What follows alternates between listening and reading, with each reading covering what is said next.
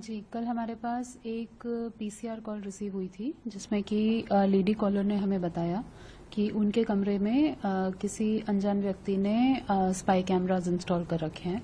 Immediately IO और local police जब मौके पे पहुंची और फैक्ट्स वेरीफाई किए तो पता चला कि लेडी जो कि वहां पे शकरपुर की एक बिल्डिंग में किराए पर रह रही थी, उनके कमरे में 2 जगह पे बल्ब होल्डर में स्पाई कैमराज इंस्टॉल्ड थे। आगे लेडी से पूछताछ करने पे पता चला कि उनके मकान मालिक के बेटे करण, जो कि खुद भी कॉम्पिटिटिव एग्जाम्स की तैयारी कर रहे थे, वो उनके कमरे में फ्रिक्वेंटली आते जाते थे और उनको उन्हीं पे शक था कि उन्होंने ही शायद ये कैमराज इंस्टॉल किए हैं। लेडी के शक के आधार पे करण को पकड़ा गया और उसे इंटेरोगेट किया गया, जिसपे करण ने हमें बताया कि तकरीबन 3 महीने पहले जब वो लेडी अपने घर गई थी और कमरे की चाबी उसको देकर गई थी, तो इस मौके का फायदा उठाते हुए करण ने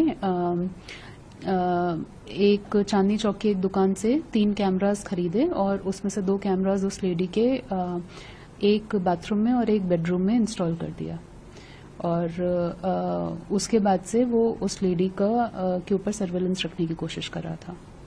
मैम कैसे और भी किराएदार कोई ऐसे इसे कैमरा लगाया था या इस कैमरा लगाया था, कुछ बताया उसने कि क्या मंशा थी उसके इसके पीछे? अभी करण की इंटेरोगेशन चल रही है, तो ये सारी चीजें अभी हम वेरीफाई कर रहे हैं। सो फार इस केस में उसका कनाइवेंस तो कंफर्म्ड है, बट आगे किसी और के साथ भी उसने ये ना किया हो, ये रूल आउट नहीं किया जा सकता। इस पे अभी हम काम कर रहे हैं। प्रोफाइल क्या है विक्टिम को रखी उसकी, क्या करते थे? दोनों स्टूडेंट्स हैं, दोनों कॉम्पिटिटिव एग्जाम्स की तैयारी कर रहे हैं एंड विक्टिम काफी टाइम से इस मकान में रह रही थी और कभी उन्हें कोई इस तरह की सस्पिशन नहीं हुई।